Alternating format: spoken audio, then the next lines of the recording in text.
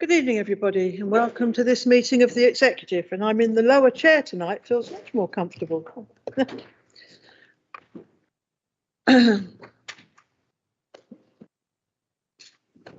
Apologies for absence, Matt. Yes, Chair. Apologies from Councillor J. Hussain and Councillor Godding. Oh, yeah. Okay. Can I sign the published record of the meeting for the 25th of April and the 17th of May, please? Thank you very much. Remind members of section 106, and also we have a disclosure of interest. Yes, Katrina, on the airport one. Thank you.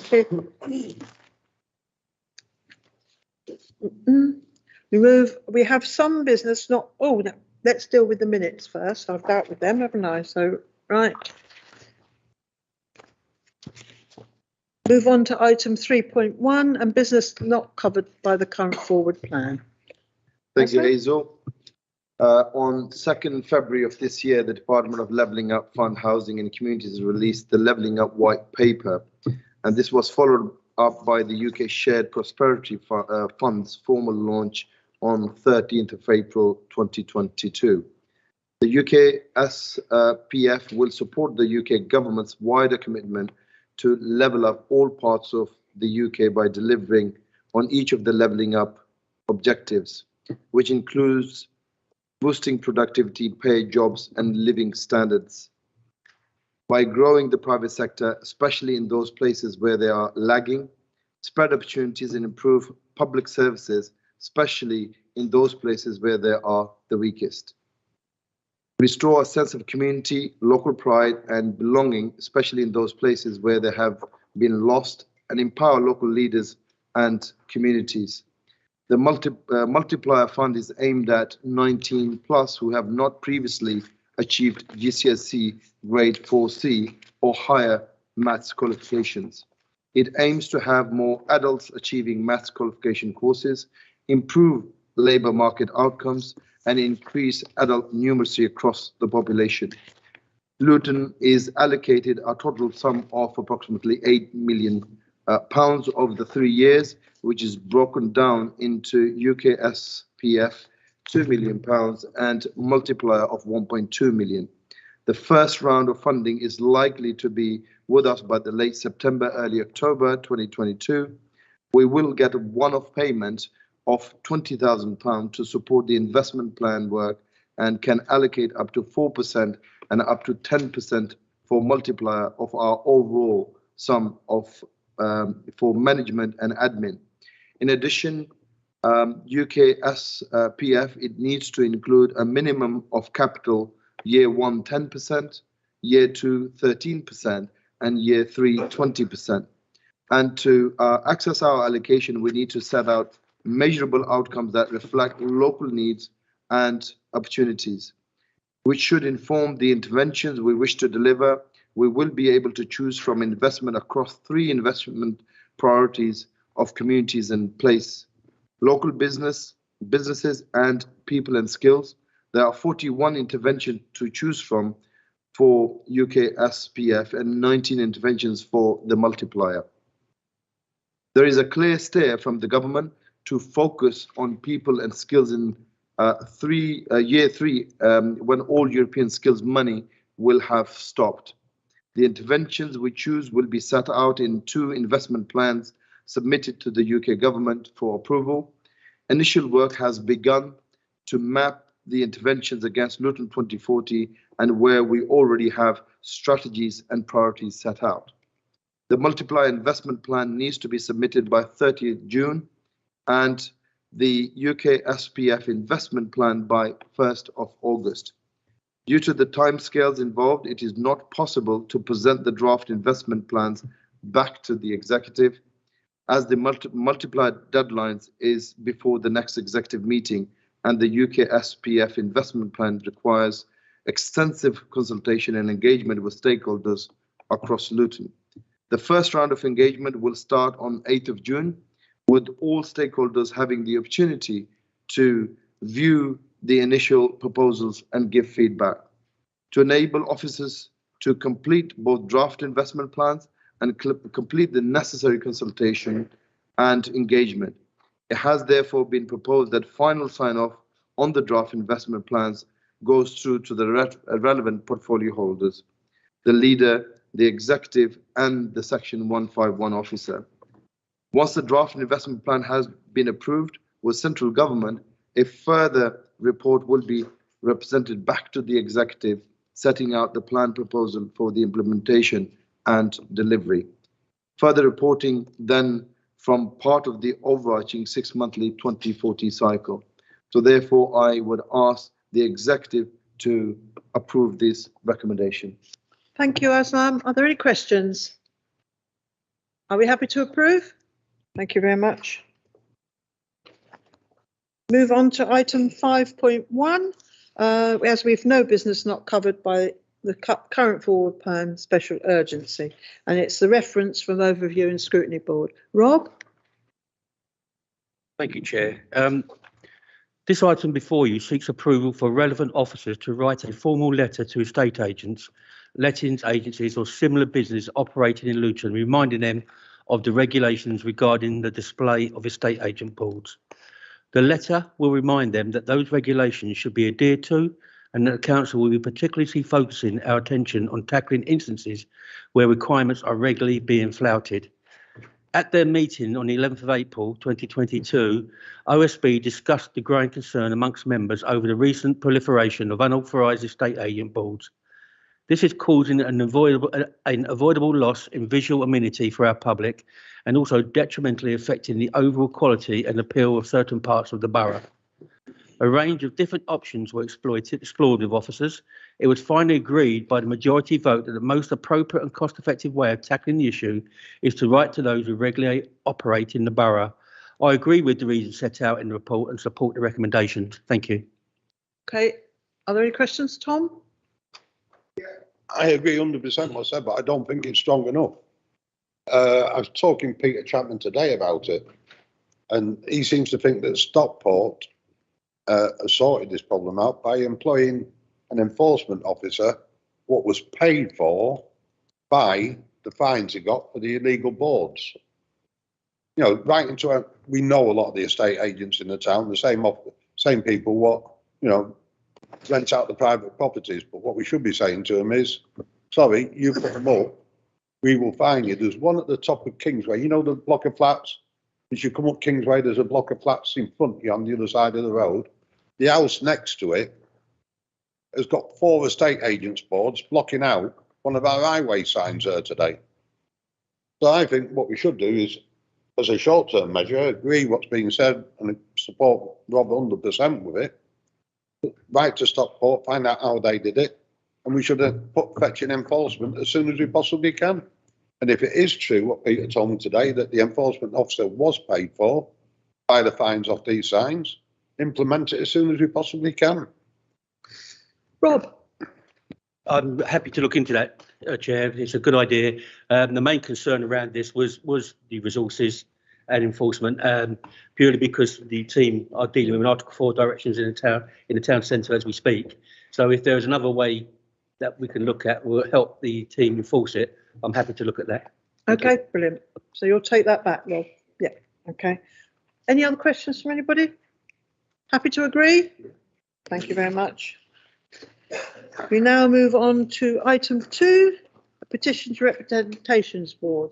Fatima. Yeah, the Petitions Representative Board at their meeting held on 6th of April 2022 received a report regarding a petition containing 53 signatures which requested speed cameras be installed on Limbury Road. The petition was submitted on 9th of January 2022. The petition is requesting the Council to take actions to control the speeding on Limbury Road, and one of such action is to install speed cameras on the road. The board heard from the lead petitioner that speeding was daily occurrence on Limbury Road and a constant threat to the safety of local people who live in the area. As a result, 2 speed surveys took place. Outcome is listed below. Found that 85th percentile speed on the traffic travelling on Limbury Road is 28.3 miles per hour, below the 30 mile per hour speed limit. 85th percentile speed of traffic to be 28.9 miles per hour, also below 30 miles per hour speed limit. This petition is supported by the ward councillors, Roche and Nicholas. The speed surveys carried out show that this area was a matter of perception. We are requesting revised consideration to agree and implement the installation of average speed cameras on Limbury Road, to extend the installation of average speed cameras to other parts of the town, and to source funding and sustainable opportunities for long term. Thank you, Fatima. Are there any questions on that recommendation? Aslam? Yeah, just basically agreeing that, it is a growing issue, speeding, not only just Limbury Road. Cllr Road has again become a hotspot, particularly around where the industrial area is. And if we don't do anything about it, something serious could happen. So, having cameras would, of course, help us in enforcing this new phenomenon of, speeding by these road rages. Rob? Mine's more of a comment, really. I said I need to say the petitions board, really, and we had the lived experience of people having to live with this, and it's the DFT guidelines. Sometimes those DFT guidelines are okay, but when you're standing there, you're seeing 12 cars an hour doing over 35 miles an hour, and because the amount of cars that don't go through, it comes within their 85 percentile.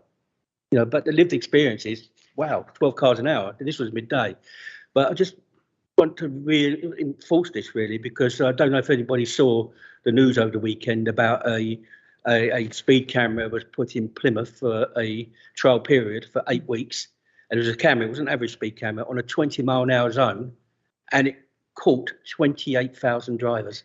There's no perception of speeding. Highways need to get that out of their head. It's happening. Speeding is bad everywhere, and Luton's one of them. Thank you. Any other questions? Are we happy to agree? Agreed. Thank you.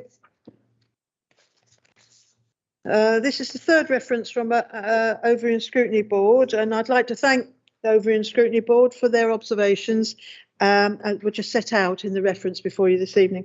We note the comments at points A to E and sympathise with the aim of ensuring that the regeneration of our town centre reflects the wishes of Luton's people, as was amply evidenced by the comprehensive consultation that we took out in drawing up the town centre master plan.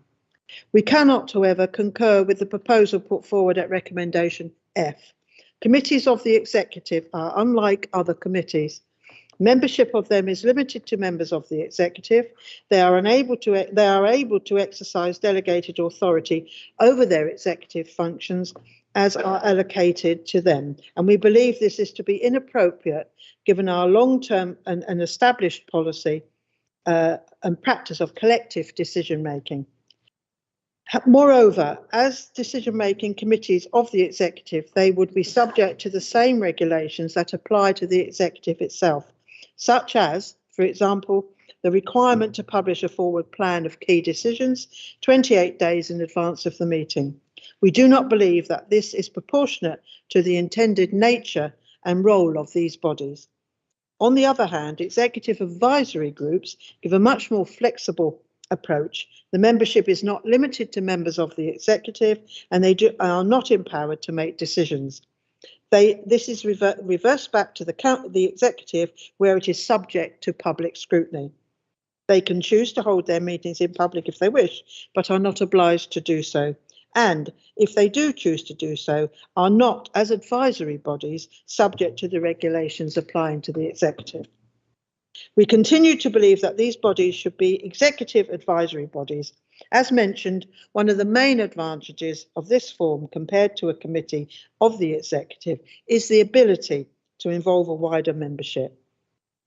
This is entirely appropriate to an activity that seeks to involve partner organisations on a basis of equal status and inclusivity. In reconsidering our previous decision in the light of the points made by Overview and Scrutiny Board, we would offer a place on the Town Centre Strategic Board to a representative of the Liberal Democrat group. Our view remains that the technical and commercial nature of the matters to be discussed at the Stage Project Board means that bodies should meet in private. The discussions that take place at meetings of that body will ultimately find expression in a planning application, which will be subject to a statutory consultation and the customary public scrutiny. With regard to the town centre strategic board, we can foresee a situation where once it has formed and is moving forward, it could meet in public. A similar transition has been seen with the climate change group. These proposed changes to the terms of reference, including rectifying the mistake identified by Councillor Franks, deal with the recommendation G. We are happy to accept recommendation H, and indeed we will go further in undertaking to make a 6-monthly progress report to OSB, in addition to consulting with OSB prior to a report going to the executive whenever a decision is required, and to explore ways in which members of the public can be kept informed of progress on town centre regeneration through their regular update bulletins on the council's website. I would therefore ask members to go forward with the decisions as they were before. Is that agreed? Agreed. Thank you very much. Now move over to item 7, and there's no petitions, and we have no, we don't. Luton Airport Planning Inquiry. Do you want to leave, Kachita?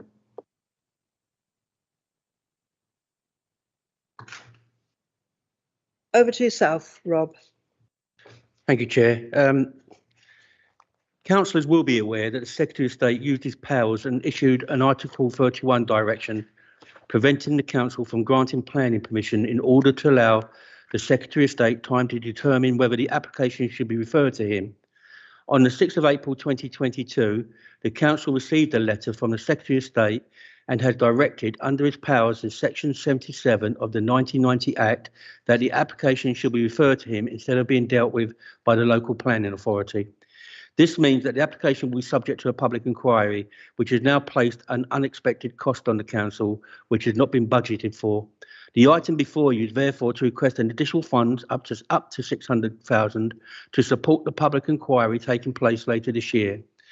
The cost relates to legal and specialist advice required to defend the Council's decision, together with the cost of a programme officer.